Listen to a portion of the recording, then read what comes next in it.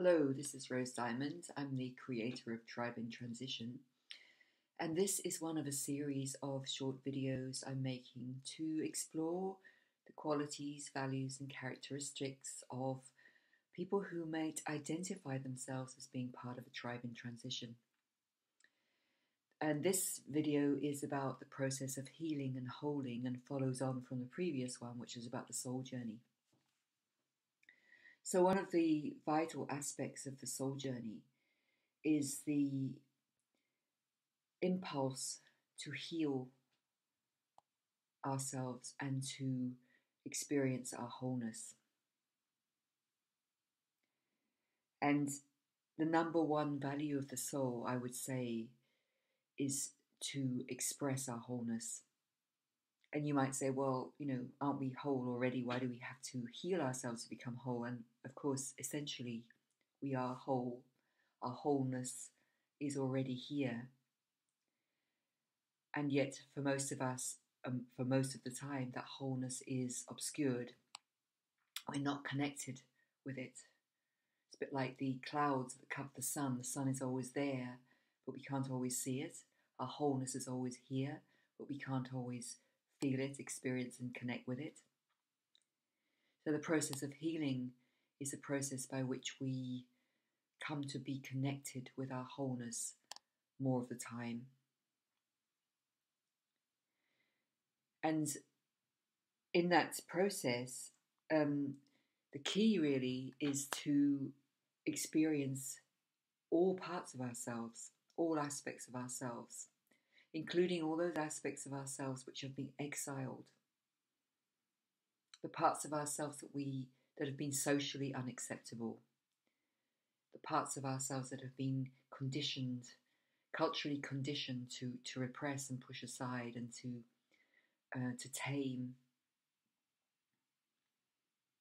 So those would include the parts of us that have been wounded, the parts of us that have been abused, the feelings of not being able to trust, the ways that we shut out love or shut down our ability to love, feelings of shame or guilt. All those feelings that so many of us, I would say actually everybody is, I think it's part of the human condition that deep in the heart, as well as there being at the heart of us, there's this experience and knowing of our wholeness. Around that wholeness seems to live a layer of conditioning, which tells us that we are not good enough, that we're not worthy, that we don't deserve.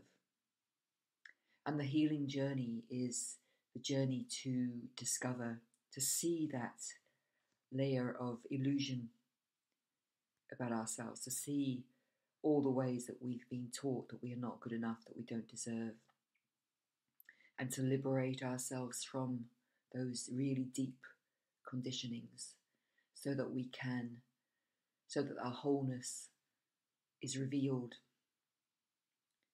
So this is a process of revelation.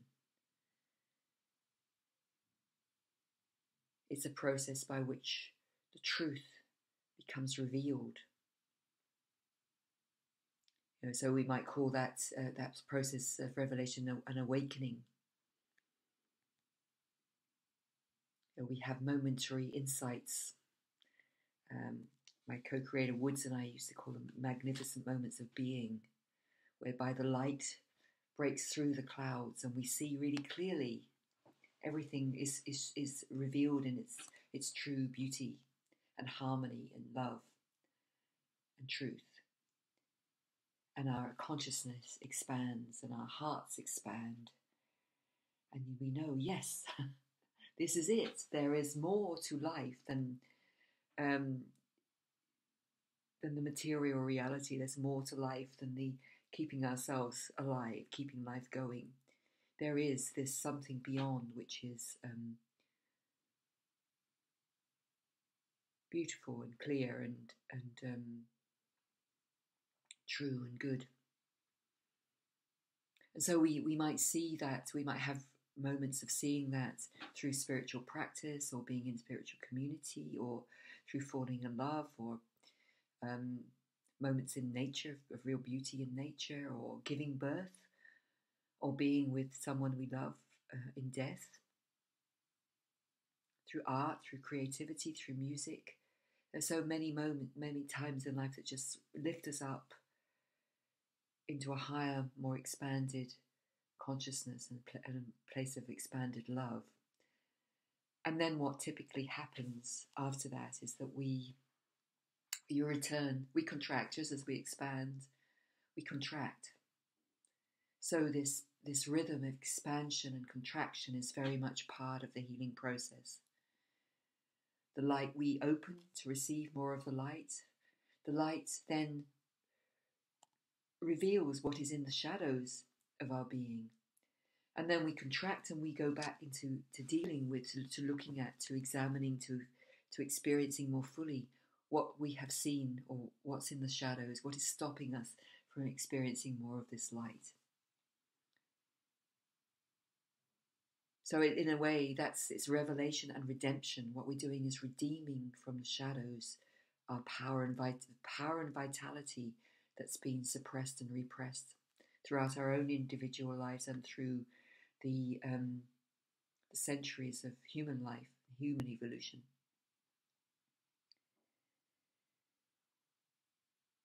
So we're actually in a process now collectively where we can see really clearly how these soul qualities that we've been separated and cut off from, how that separation is playing out in the bigger global planetary field, how our separation from soul is manifesting in terms of the devastation of our natural environment, and in the chaos and brutality that's happening in the social domain.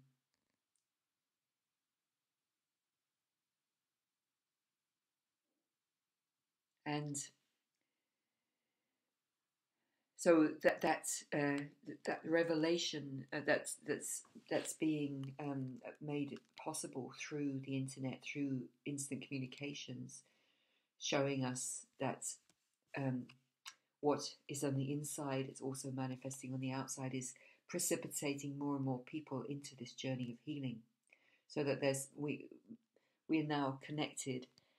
So many of us, thousands, millions of us, are connected now to a collective journey of evolving consciousness. And we're starting to develop ways of languaging this journey, languaging this experience of the deep healing journey. So it's really a process of releasing ourselves from darkness. And the key to that is actually being willing to descend into our own pain and suffering in order to really feel and experience and know it, and to embrace those parts of us that have been hurt and wounded and abused, and to welcome them back rather than exiling them and unconsciously aligning ourselves with the idea that we've been too much or too little.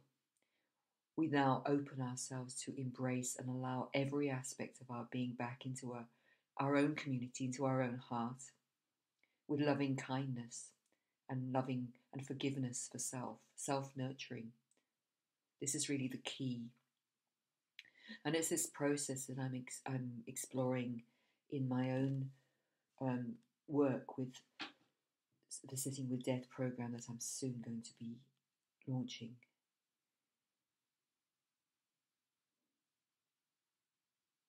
Because death, just as much as opening to the light, to opening to these magnificent moments of being, to these moments of beauty, death and sickness and aging, moments, real times of deep grief and suffering and loss, are also times when we really open ourselves to this bigger reality of who we are.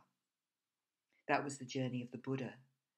The Buddha set out from his palace, where he was a prince at the age of 29, to experience collective human life for the first time.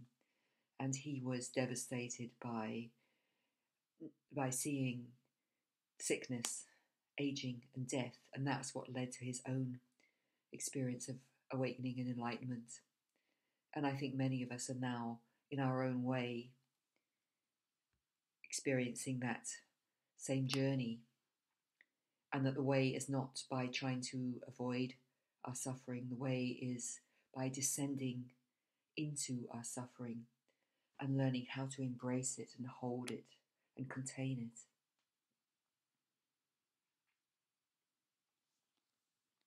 And when we do that, we liberate ourselves. We reclaim our power and vitality, and then we have the choice to direct that power and vitality in alignment with our highest values into creation and recreation and co-creation, into the making of a whole new world by first becoming a whole new human. Well, actually, there isn't one, the first and the second. The holding of ourselves goes along with the holding of our culture, of our world. Through doing our work in the world, we then bring back, we take our gifts into the world, and then we bring back our learning from the world. So it's a mutually evolving process between the individual and the collective.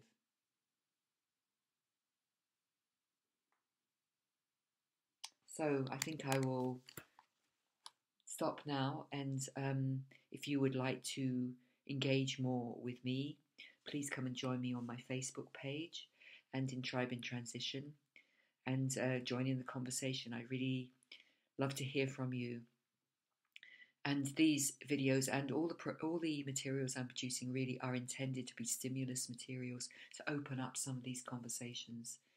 Because for me, the practice of deep discovery, having conversations together where we can step into the unknown, where we can each expand, bring our wisdom and expand our wisdom together, this is one of the most exciting aspects of the soul journey and our collective process of healing, as far as I'm concerned.